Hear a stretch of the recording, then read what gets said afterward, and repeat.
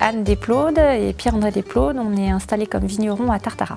La ferme, là, c'est une reconversion totale puisqu'il y a une douzaine d'années, on était en production laitière. Et puis dans les années 2000, en fait, on a choisi de développer la viticulture puisqu'il y avait déjà une première baisse du prix du lait, il y avait des sécheresses, on est dans un contexte périurbain, donc beaucoup de pression foncière.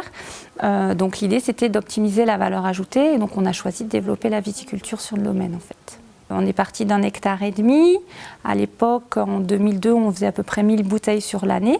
Aujourd'hui, on a 5,8 hectares et on fait, en 2016, on a l'équivalent de 30 000 bouteilles de produites. Le domaine est classé en IGP collines rhodaniennes.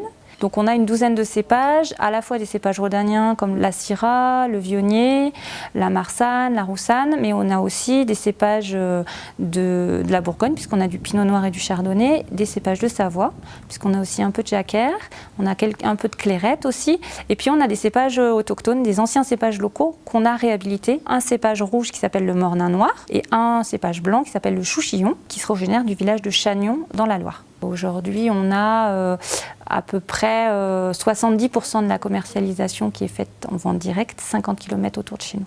Donc un très fort ancrage local.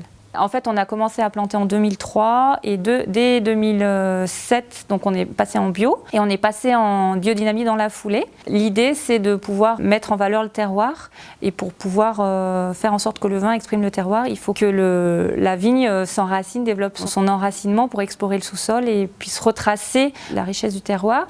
Donc du coup, voilà, la bio et la biodynamie, ça nous a paru totalement normal par rapport à l'aspect qualitatif du vin. L'intérêt aussi du métier, c'était de pouvoir vraiment suivre le produit jusqu'au bout.